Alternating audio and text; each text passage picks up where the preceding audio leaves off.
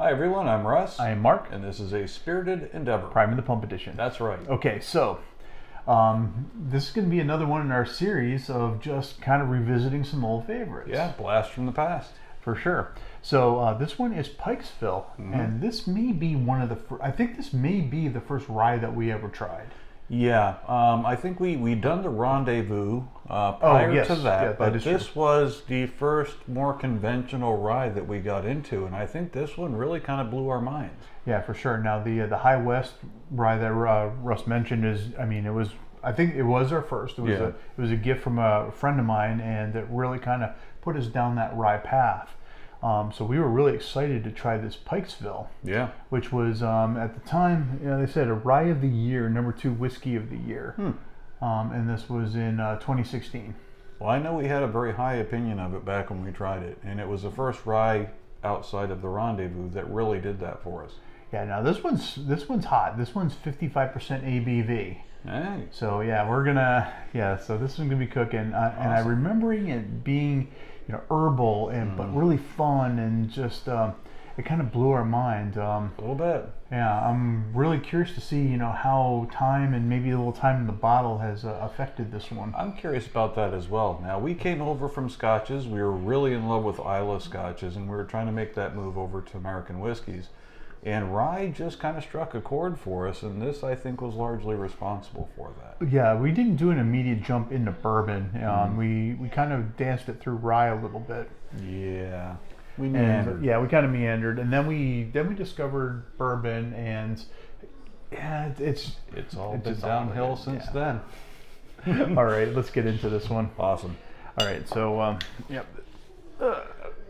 Nice solid cork on that. Yeah, good.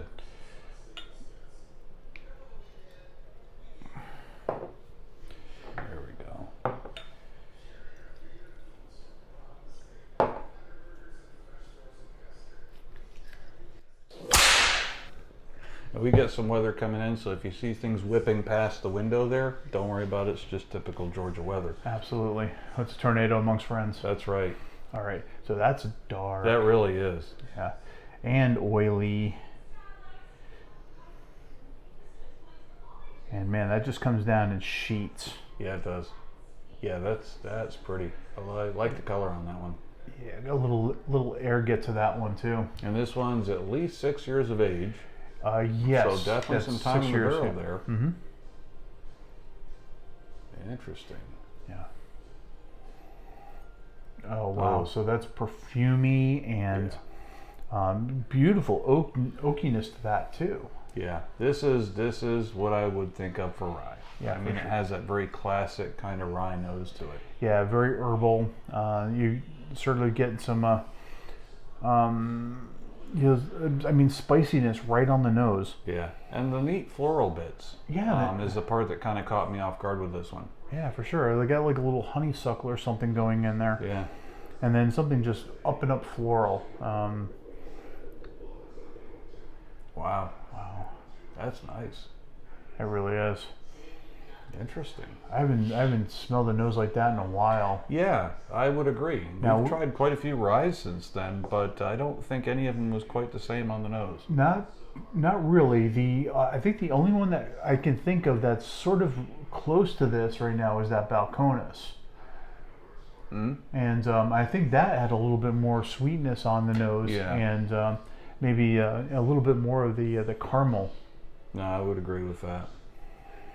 Yeah, this one is there's tobacco in there too. Yeah, that Chattanooga rye that we tried has some similarities. I wouldn't. Maybe that's what they're I'm thinking identical, of. but similar, definitely. Yeah, maybe that's what I'm thinking of. Was the Chattanooga. Okay, I don't know. Nice. All right, cheers. Cheers. So that one got me around the cheeks. Like the inside of the cheeks. Yeah, that hit a little different. Oh, there it is. And then you're getting the spice on the tip of the tongue. Interesting. The first thing hit me was the texture. I got it seemed a little thin, texture-wise.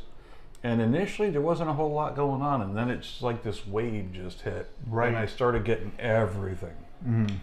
It was like everything all at once, and man. So certainly that herbalness, maybe a touch of black licorice in there. But some of those vegetal, elements in there. Yeah, to me, definitely a little thin. On the palate initially, like I said, pretty subdued. I mainly get the oak from the barrel initially, and then you get this wave of flavor that rushes over you, and that's where you start getting some of those like baking spices. Definitely some like caramel sweetness going along with it. And also, I would have to say a little bit of that broadleaf tobacco kind of on the back end for me. But the initial palate, meh. After that though, mid palate and back, impressive. This is a great whiskey. Now, it's a little more tannic than I remember on the back end. I would agree. And that might be age in the bottle. That's also true. But yeah, I picked up on that as well. Yeah, and that's not something I particularly enjoy. I mean, it's okay here, not my favorite, but yeah, I would agree. Yeah, I have to wonder how much of that's the time in the bottle with that much air. I mean, as you can see, this one's had a little bit of love. It's been a bit though. It's been a little bit. It's well sealed, and I mean, it hasn't been kept in sunlight, so it should have held up pretty well. Yeah, in a fairly cool room. So I mean, the life on that should be pretty good. I would think so. Interesting. Yeah. So this one's aged at least 6 years. Yeah, which I mean that's substantial. Yeah. Yeah. So I mean there's a lot going on here too, and a lot to unpack with this whiskey. Well, in 6 years, barrel can definitely have a hell of a lot of influence on what ends up in that bottle. That tannic nature, I could certainly see being a portion of that. Like I said, it's a little thinner texture-wise, not an especially viscous whiskey on the tongue for me. But I do like the flavors, and I kind of get it. I kind of dig the fact that it's a slow burn initially, and then you get that wave comes through, and then the finish. I see why we like this so much. Yeah. Especially coming off of Scotch. There's a couple of elements in there that are similar to what we would have gotten from like an Islay. There's kind of a savoriness to it. It's not sweet. No, not especially. Not especially. So I mean, so coming off of that sort of meatiness and stuff like that you would get from an Islay, I could see where we would have gravitated toward this. Going back to this one, I'm getting like it reminds me of a cigar almost. Yeah. Not like pipe tobacco, but like a cigar. And I would agree, it's not especially sweet. And coming off of smoky scotches, I could kind of see where we would dig this one. Yeah. Now, I mean, sort of, as time has gone on and we've tried more and more, I don't know if I would rate this one as high as we did when we first got into it. Yeah. So, which is also a fun thing about revisiting whiskeys, and especially revisiting them in different circumstances, is you can really kind of gauge where that whiskey is or where you are at that moment. Sure.